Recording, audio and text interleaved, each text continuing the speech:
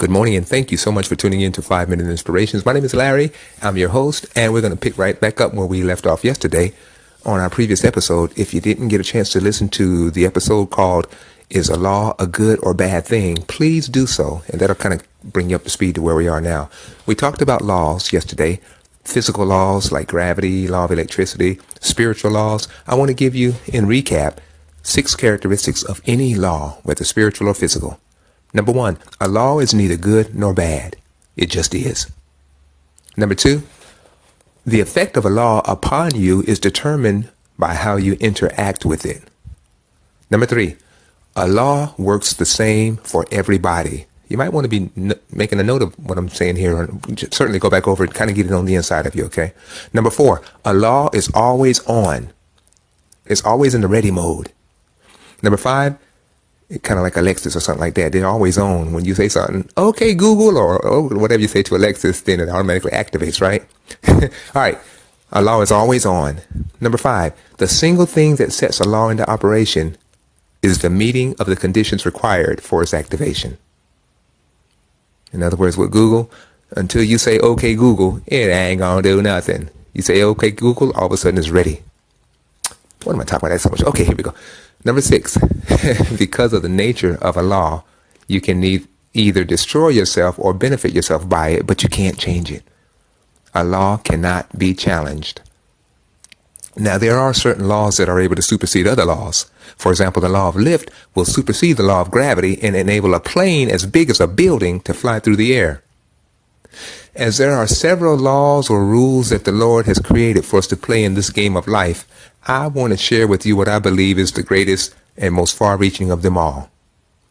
Back in Genesis, man had gotten so wicked and rebellious that God just decided to pull the plug on the whole thing, just destroy everything and start all over.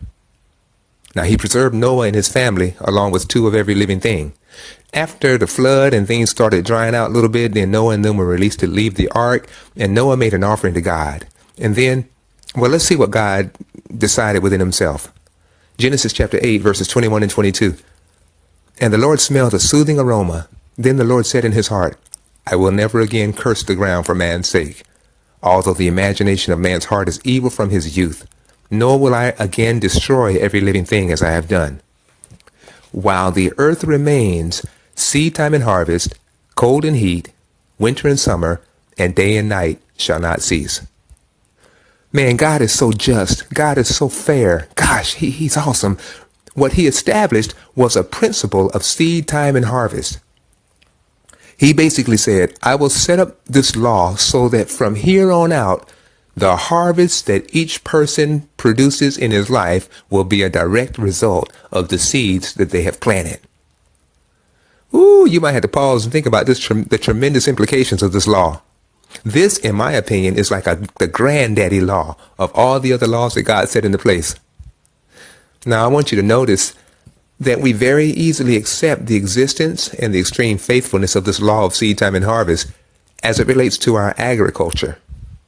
You plant a seed into the ground, later on you receive a whole plant, or perhaps even a tree, back to you. And then the tree or the plant produces fruit. And the type of fruit produced is directly linked to the type of seed you sowed, right? Now get this. We don't understand how this happens. Huh? Jesus even said in Mark chapter 4, verses 26 and 27, he said, so is the kingdom of God, as if a man should cast seed into the ground. He should sleep and rise night and day, and the seed should spring and grow up. He knoweth not how. Okay? So we don't have the foggiest idea of how a seed put into the dirt can later produce a tree. We just accept that it is so, and as a result, we seek to provide the actions that will cause the law, which is always ready, to go into motion. Remember what we talked about. The only thing that will cause the law to go into operation is the meeting of the conditions required for its activation. It's not who you are. It's not even how great your desire is. When I jumped on my roof as a child, put my towel around my neck, and I'm going to play Superman, I really, really, really wanted to fly. But you know what? I jumped. I didn't fly. Why? Because it wasn't based on what I wanted. It was based on me meeting certain conditions, and I didn't meet the conditions required to activate the law of lift. Are you with me? Well, now look, what I've shared with you is super important. You might have to go over this again, okay? Got to keep this in mind that we don't understand how the law of seed time and harvest, how it works, but yet with agriculture, we accept it and we expect to receive certain things because it works. We just accept it and we put ourselves in a position that we activate the law, and then we get the fruit that we expect. Okay? Got to keep this in mind because of what we're going to be talking about on our upcoming episodes. You maybe even want to play this thing over and over again. I don't know.